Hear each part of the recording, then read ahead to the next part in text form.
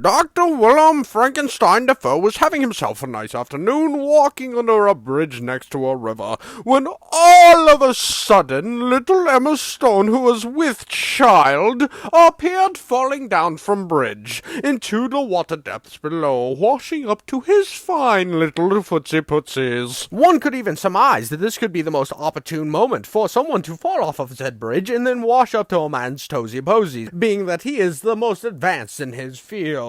But one thing you should know is this man is crazy evil mad scientist. What does this mean for the woman and child, you might ask? One might be pondering for long moments, wondering deep down in the side of the crevices of your mind. But one logical man would understand that when you have woman and child in your opportunities and you are a mad scientist, the only one logical thing to do. Take her head, crack it open like a walnut, pull her brain out, and put the baby's head in instead, of course. You might say that might do diddly-doodly squat. But you'd be wrong. Add a little science, a little witchcraft, some electricity, enough to jump a Honda Civic of 1995, and then you have life, glorious, glorious life, which effectively puts you on the exact same level as God. But not everything is turtle butts and wagon wheels for this little scientist man, because now he has to raise this abomination. But that's the meat and tacos of it all, isn't it? That's how life is. That's how upbringing is. You have to create. If you create, you have to bring it up. You have to nurture it. You have to give it a good environment.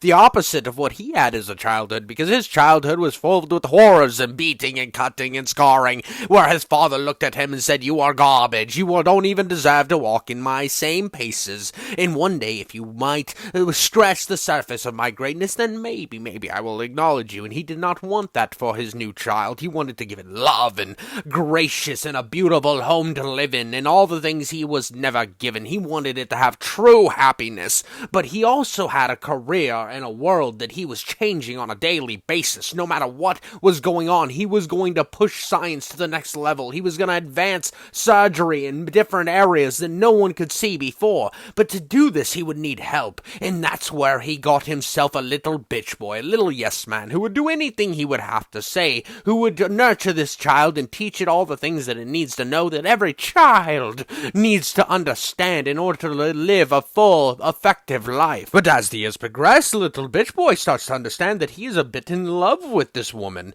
And on the ideas of the Professor Madman himself, he says, "You should marry her. Obviously, you should marry her. She can speak English. She knows how to say the in water and go to sink. So basically, you should marry her." And as things progress, she starts to be smarter. He starts to think maybe marrying her isn't a bad idea.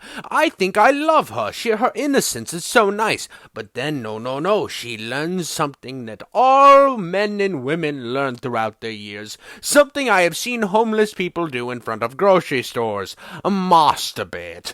Masturbate the greatest topics, especially when talking about your genitalia. She learns how to fluctuate it in a way to make her happy. She calls it how to get happiness in an instant. And this is why you are not seeing snappy pictures on screen anymore, because this is where the movie goes in a different direction. This is where things have progressed in a different way, you might say, because now she knows the greatness of the euphoria that happens while hitting the orgasmic worlds of the orgasm. She also knows that even though little bitch boy might be a good husband and the right choice and the right way to go, she understands that there's also this little lawyer man played by Mark Ruffalo, who is fun, he's engaging, he knows how to push the buttons that make her go hoo-hoo-ha! And she understands that if she goes away with him and experiences the world, she will have a better outlook on life, and then she will come back and marry little bitch boy.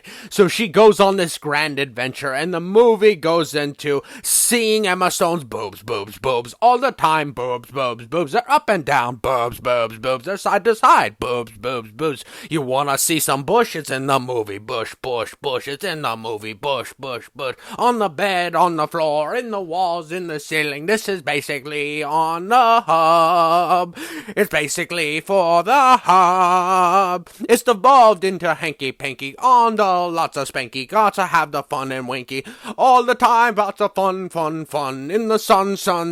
In the sheets. Won't meet. Slap the meat. And after all that is said and done, and all the fun has been had, the lawyer man, played by Mark Ruffalo, he does not quite know how to deal with her, because she is much like child in mind, and he doesn't understand that she was baby put in mama's head to make Frankenstein machine. He doesn't know. He just thought, wonderful woman, kept in castle, must save her, must experience the sexy time.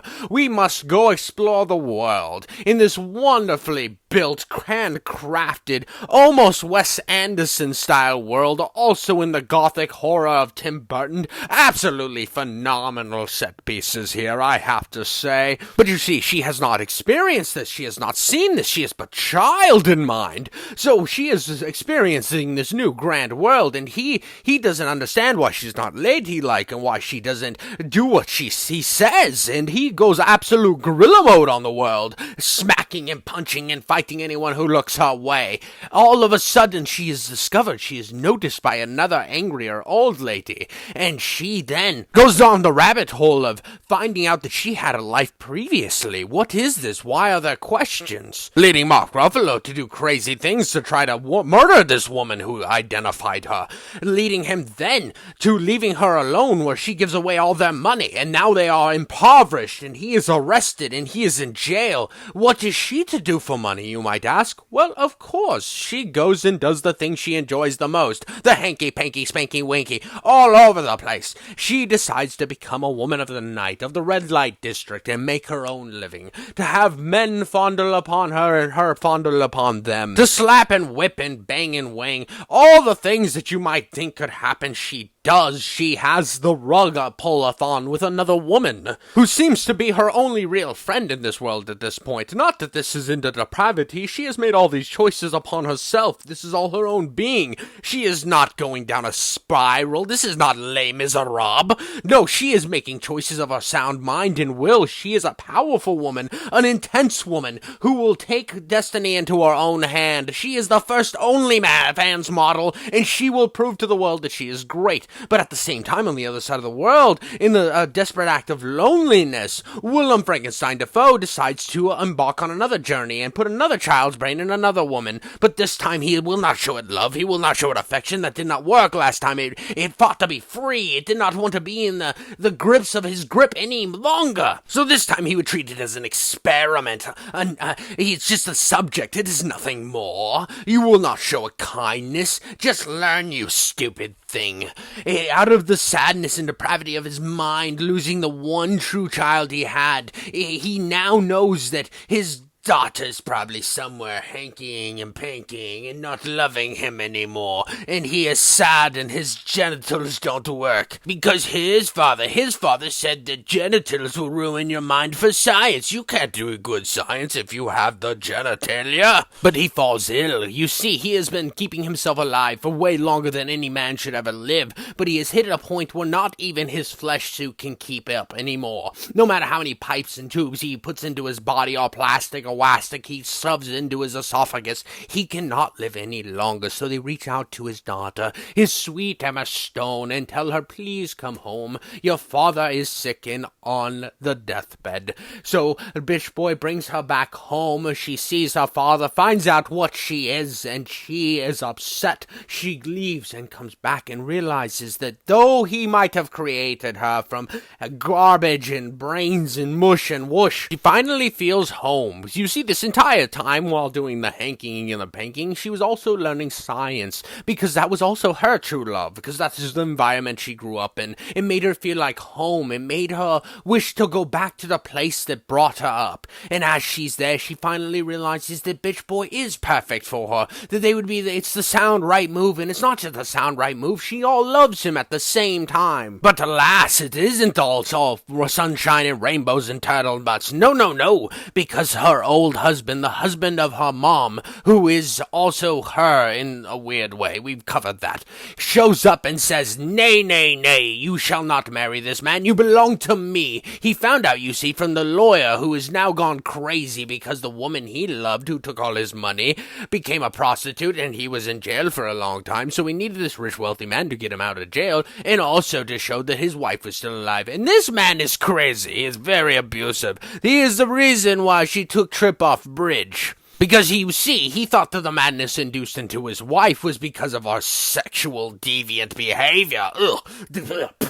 Disgusting, absolutely abhorrent behavior, and the only way to fix that was to make a little snip-sip in the undercarriage area, and she would not be annoying anymore, leading her to run away and take trip off bridge, to then become what she is now, leading her to be in the same position as her mother was so many years earlier. But this time she will not falter. She shoots him in the foot and drags him away and switches his brain with a goat brain.